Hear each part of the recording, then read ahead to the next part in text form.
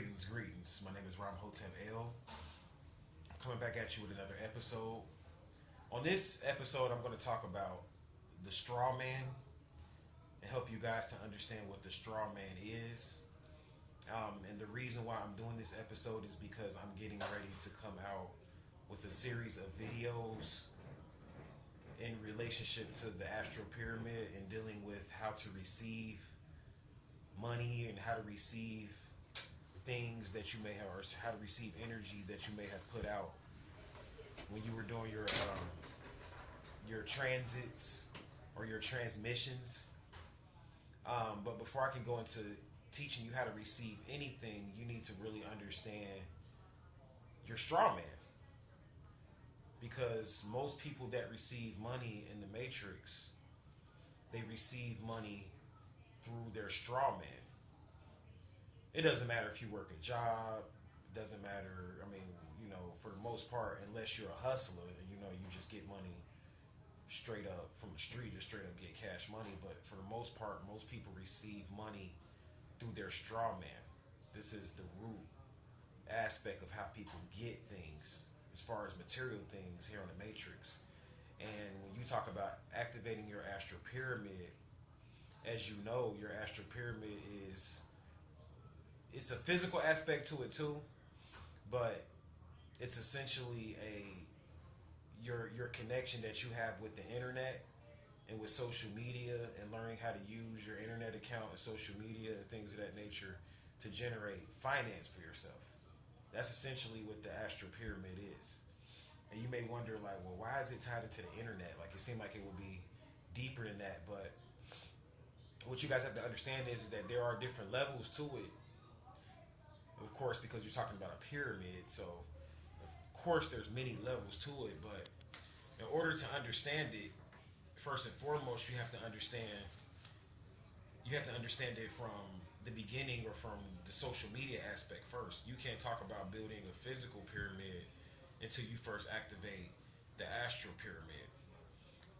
And there's a spiritual aspect to it too as well, but we're speaking of how to take the spiritual energies and be able to generate finance for yourself, be able to generate some dough for yourself.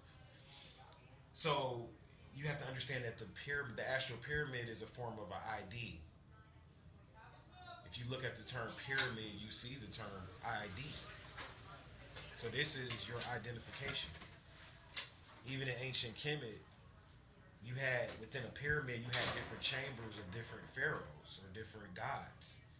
Like the chamber of Ra, the chamber of Heru, the chamber of Horus. So you had there was identification wrapped up into the making and the building of pyramids from the beginning. So what I'm speaking on, this isn't far out. This doesn't take you away from what they were doing in Kemet. However, I'm trying to teach you on what a pyramid is here in the age of Aquarius and here in this modern day time. So that's what you're really understanding when you're getting into understanding what the astral pyramid is. The astral plane, to interpret that for the sake of this conversation, would be considered the internet, social media. This is the astral plane to us. This is how we exchange thoughts. You can communicate with someone through the internet, of course, without speaking on the phone nowadays and without talking to them. You can essentially have a relationship with someone without being there with them physically. So this is an aspect of the astral plane. The internet is very spiritual. This is where they got it from. However, there's a mundane aspect to the internet too, because as you guys heard me talk about, they got the internet from a system called BankNet. And before there was an internet that we used to send emails and things of that nature out, the internet was essentially really made for banks in the very beginning. And this is going to all tie into your straw man, so just bear with me. So essentially, the internet was made for banks, and it was called BankNet. And this is how they sent transits or sent money to each other. It wasn't called the internet; it was called BankNet. So if a bank wanted to send $50 to another bank or whatever the case may be, they did it through BankNet. BankNet came out back in the 70s, early 80s. So it's been out for a long time, way before you had access to any emails or things of that nature. There was always BankNet. And what they don't teach you is that your Twitter account, your email account, Why do you think it's called an account? Because this is a bank. You can generate finance from that. But it's hard to do that when you have existing contracts locked into your straw man. And I can't go into how to break contracts totally here on this episode because it will take a lot of a little bit of time, and I don't have the time to do it here. But I want to just help you to understand exactly what your straw man is. Your straw man is a name that was given to you by the state. It's a contract actually that was signed by your parents who were acting as executors or guarantors, and they signed this contract or this agreement with the state, and they gave you a trust. So some people, when they talk about becoming sovereign and breaking free from the matrix, what they do is that they tell you to go sign it. You got to go sign a UCC1 agreement and things of that nature. I don't propagate that for right now. About what? Um, I'm not against it. I understand it, but I don't propagate it because the way I look at it and the way I see it is that the straw man itself is already a corporation. So why should I go sign a UCC1 agreement? A UCC1 agreement is essentially the same documentation that you would fill out with a particular state to start a corporation with. And why should I go do that when I've already formed a contract with the state from the very beginning when I was born?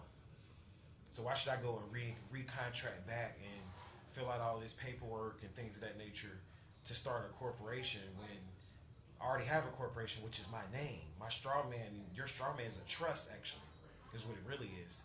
And that's what you're going to convert it into once you break all the contracts. But right now, it's a form of a corporation. That's right. Being a 14th Amendment citizen, this is what makes you a 14th Amendment citizen, is the contract that you have with the state. Now, there are some people out there that do have contracts with the state that aren't in the same, they don't have the same agreements. But though these are mostly foreigners and people like that. And some of you know this, but when foreigners come to this country, you have to ask yourself, they get money to come to this country. Why do they get money? They get money to come to this country because they come to this country as what's called a living soul. And they contract with the state, but they do it in a way to where they keep control of their commodities. So they exchange or they use their commodities as collateral to get finance for themselves, to get money for themselves. And they use their commodities as collateral. So say, for instance, a person from India. They may have came to this country from India and their family, they may have the last name Sinj. I'm just going to use that for a last name because I have a client. His last name is Sinj, and he's an Indian. He's a Hindu, or essentially from India. And the Sinj estate, the name Sinj is an estate. And this estate may tie into land. And on that land, they may have commodities. They may have gold, oil, whatever the case may be. So, essentially, when he came to this country and took on the name Sinj in this country, he exchanged his commodities for what's called fiat notes. Or he took a loan, kind of, sort of. They put a lien on his name or his family's name, and he got money to come to this country. It's kind of like a loan, but it's money. He got money or fiat notes, not really money, but fiat notes to come to this country. And this is why you see like a lot of Hindus and Africans and foreigners in general, you notice that they are always in business for the most part. For the most part, I'm not saying every single one. Some of them work jobs. But even when they work those jobs, they're not working as in the same status as you. So that's what you got to understand. Your straw man denotes what status you're going to be in. And the contract that you make with it denotes what status you're going to be in. But a lot of people that were born here in this country never had a choice. They were only taught to do it one way. And they don't tell you how the matrix really works. So in understanding the astral pyramid, you have to understand how the matrix really works and to generate finance from it. The more you know how the matrix really works, the more money you will get. So this is why foreigners have stores, and you always notice they're in business for the most part. I don't care, I mean, if it's Hindus, even a lot of your Mexicans, I mean, they may start off working, but a lot of them, they come straight over to this country and just open up jewelry stores, and you're like, where did they get the money to do all this from? They're supposed to be coming from a third world country. Why are they here in business? And it seems like they're doing better than people that were born here, went to college, and been here all their life. The reason why they're doing better is because they understand contracts and they understand the fact that their name is a trust and you can receive money from that. And these are things that you have to understand with your straw man. Your straw man is a contract that was made when you were a soul. And you made this contract with the material realm to demonstrate your soul body, or you as a soul woman or a soul man. You make this contract with the state or whatever, or with the country, whatever the case may be. But you made a contract essentially with a corporation to come here and incarnate. You had to. Your parents had to do this. So when you talk about activating your astral pyramid, or I guess you could say re-demonstrating yourself here in the matrix, because that's what activating your astral pyramid is that you are remaking yourself. But you're remaking yourself. You are being what's called born again. Like when people get into Christianity, they say, I'm saved, I'm born again, I got saved. Why do they use the term saved? Like saving money. They got saved because that means they're saving money now. Well, that's what they're supposed to be. That's what it really means in the Bible when it says you're supposed to be saved and all of that.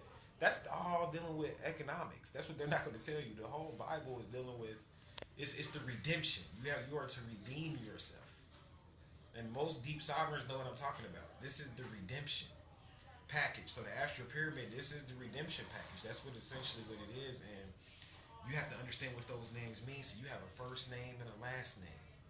Your first name your first name gives you your identity as a soul, your creative identity. This is the creative aspect of your ID. So your creative identity, say, whatever your first name translates into, that's your creative identity. Whatever your first name is, it has meaning. Whatever it is, it means something. That's your creative identity. That's going to turn to kind of like your quote unquote job, for lack of a better word. As a sovereign or as a free person, as a free woman, as a free man, this is going to give you your identity, your first name. Your last name, this is going to tie into your land claim. All last names tie into land. And most people know this, but they don't know it all at the same time because they haven't claimed it. But all last names tie into land. I don't care what your last name is. So you are to marry these two together, or really what your first and last name is it's a marriage of those two names. Your last name is the name that your ancestors gave to you, was passed down to you. Your first name, this is your individual attribute. And when you activate your astral pyramid and things of that nature, what you want to do is that you want to begin to demonstrate what those two names mean on the material realm. But you're going to have to learn how to break contracts and remake them again, because you're remaking yourself. You want to save yourself. You're essentially saving yourself. So you may have a contract with a driver's license now. I mean, you got all these contracts. You may have credit report. All of this stuff your name is on. You're going to have to go and do a name search and figure out everything that your name is tied in with, every state, every county, every corporation. You're going to have to accept any debts that you have in that name for value. And I'll do a video on acceptance for value and exactly how that works. But you're going to have to accept these things for value or pay the debt off in some kind of way through trading. When you work a job and some people call it working, and you're like, I'm going to work. When foreigners go to work, they're trading. This is a form of labor for them. Trading. Like being on the stock market. And that's what you're doing too, but you don't know it because you have third parties collecting a lot of your money for you. So you may make $8 an hour, $9 an hour, the case may be.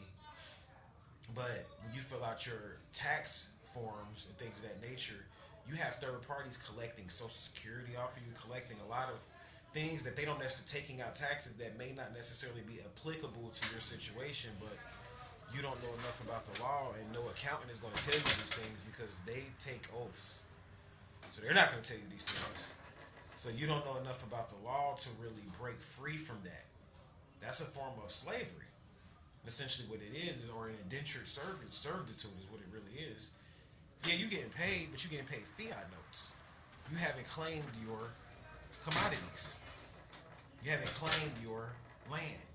So when you get on social media, if you don't do these things, you got this ID and you owe all these people on your credit report. You like, I'm gonna go start a business now, and I'm about to become. Say for instance, you may be a rapper. You like, I'm gonna put out a rap CD now. When you put that rap CD out, the only thing that's gonna happen is that if you don't do this right, and I'm speaking from experience because this happened to me. 13 Sound Astrology, as you guys know, was extorted, and it was extorted through my Strawman name. And this is because I wasn't operating my business correctly, and I'm still in the process of transforming this. So I'm not speaking from a person that I'm not a perfecti yet when it comes to this information. However, I know enough about it to put it out and to be able to teach people, but there's still some steps that I need to take myself personally so that I can break free. But if you get on there, take me from, I'm using myself for an example. We teach from our own experiences. You're going to get extorted. If you go online and start, you know, demonstrating your craft and generating money from your craft, and you might get successful at it. You might get a lot of followers and a lot of people listening to you. And if you ain't took care of your business right, what's going to happen? If you haven't took care of your business right, what's going to happen is that you're going to get extorted. You're going to get extorted through your social media accounts. That's why it's called an account. And third parties will begin to extort you. And you won't see the total royalty. Notice royalties goes into kinghood, kingdom, and queendom. And they claim that in the United States they don't deal with the monarch, or they don't deal with being a king or a queen, but they do because they pay royalties. But they're acting as a third party. So what happens is that most people's royalties are paid through the U.S. government, and the U.S. government issues the royalty payments through third party companies and things of that nature. And remember, the United States government is a corporation for the most part. There are aspects of it that is not incorporated, but most people are not demonstrating that part of the U.S. government. They're not demonstrating the constitutional aspect. They're demonstrating the codes, the UCC's aspect, the codes of Hammurabi. They're demonstrating those codes when it comes to their relationship with the United States. So when you talk about activating your astral pyramid, you have to understand all of these things. You're not going to be able to receive the total amount of finance or income or money or whatever you're supposed to receive, gifts, whatever it is, if you still have existing contracts or people that you owe, or people that can even if you don't own them, your name may still be on those contracts. You're not going to be able to receive the total profit from it because you still owe these people, and they're going to extort your name. Or you still have contracts with them, or you may have your name on a registry with them, and they're going to extort your name because it's registered with them. So what happens is that once you learn your straw man and you learn everything there is to know about it, you're going to have to send out letters letting the different creditors and people that are using your name know that your name is now copyrighted. And any time your name is listed or used, they have to pay a fee. They can use it, but they got to pay you a fee. That means you're going to get more money through your accounts, through your astral pyramid. So it can get nice for you, and it can get lovely for you. And that's kind of like what's going on with 13 Signs Astrology right now. As you guys know, when you go on the website, you don't see what you used to see on there. And there's a reason for that. But we're not being extorted. We have agreements with people now. And I'll have to go into that more in the future. But a good name is better than gold. Your straw man name is gold. You were given a social security number. Your social security number ties into capital. Some people's social security number may be worth $60,000, $600,000, $1,000,000. You won't know if you don't first research everything it is to know about your name. If you got to go to the Library of Congress and look at your original birth certificate, you need to find out everything that it is to know about your name, because your name is a trust. You need to copyright your name. Once you copyright your name, anyone that's using your name, they'll know, because they'll begin to get charged, or you'll have to basically receive what's called receiving money owed. They'll owe you for monies that they may have extorted through the Federal Reserve in relationship to your name. So your name, your last name, may tie into a body of land, and that body of land is linked into some form of a Federal Reserve. and that name is linked to commodities, gold, oil, things of that nature. And how much money you're going to receive is based on how many contracts you have balanced and broken. And then not only that, then you're going to want to do new business. So you want to do all of your new business in your free and clear name. So you can still use your name, your Strawman name, which is a contract that you were given here in this third dimensional matrix, but you want to come in now as a partner. Very important, as a partner. Got to remember that. So you may want to partner with companies. Say, for instance, you're like, well, my name was tied into the Ford Motor Company, and Ford was taking a lot of money off of my Strawman name before I knew about it. So now I know about it. I want to figure out how to break this contract. I don't want Ford taking money off me anymore. Maybe you don't want to break the contract. Maybe you want to break the contract and remake it. It's basically what I'm saying is you may become a partner in Ford. Every time their name, your name was being extorted through Ford, every time they list Ford or somewhere in the zip code that your name is tied in with, or in the county that your name is tied in with, you get a royalty check for that. Very important. You'll get a royalty check just because you have your name set up, your trust set up a certain type of way. So that's pretty much it. Understand what your straw man is. It's a contract between you and the matrix. And they don't like when people, break this contract. But I mean, if we talk about making this country better and things of that nature, that's what's going to have to go down. The name is going to have to be, the straw man is going to have to become separate from the state. You can't just have these government officials and things of that nature just doing what they want to do with people's treasury bonds, essentially is what they are. And using it the way they want to use it. Maybe people want to use their own treasury bonds or their own commodities and be able to basically control their own destiny, essentially what it is. So it can get really deep. I mean, a lot of people are scared of the sovereignty thing because they may say that they may deem you a terrorist and things of that nature. And they might. They might. I mean, like, look what happened to me. And that happened to me before I even knew. I didn't even know as much as I know now then. And they were extorting me, so they calling me a terrorist and things of that nature. So I mean, like I said, I mean, it's not for the weak when you get into like really demonstrating this information. So just be wise, be vigilant in everything that you do. Make sure you do all of your research. Make sure you understand more so on a spiritual level. I do want to kind of point this out. You want to understand who you are on a spiritual level and what your name means on a spiritual level thoroughly before you go and start breaking contracts and start doing this stuff. I guess you could say on a redemptive level or on a redemption level when it comes to the material realm. Like, everybody wants to get that check for being sovereign. That's all I hear. How can I get that check for being sovereign? I heard you get a check for being sovereign. Everybody wants to get that check. But you don't know who you are. Because it's not free. You're going to be trading. So you still have to have a way to operate in commerce. You can't get out of commerce unless you got land and you can grow your own food. And that's the next level of the astral pyramid. That's what I was talking about. That's the second degree. This is the first degree. First degree initiation. The second degree initiation is, okay, now you're going to build your house from scratch. You're going to grow your food. You're going to basically do everything on a physical level for yourself with your own hands. You're going to build your own pyramid, essentially. But first degree is that you can operate or have a pyramid. Your body's a pyramid, physically. And your social media accounts and things of that nature can generate food, clothing, and shelter for you. And there's nothing wrong with it. This is trading. Your social security number, if you look at it, your social security number is just like a tax ID number. There's the same amount of numbers or characters in the tax ID number as their social security number. And that's going to lead me into taxes. I got to point that out. Because people always say, well, sovereign, you don't got to pay taxes when you're a sovereign. You will still have to pay taxes. You're going to have to pay what's called a valor tax. I believe I'm pronouncing it correctly. Valor or valor tax. And a valor tax is kind of like when you're somewhere, you're using other people's, like, say, for instance, you may live in an apartment.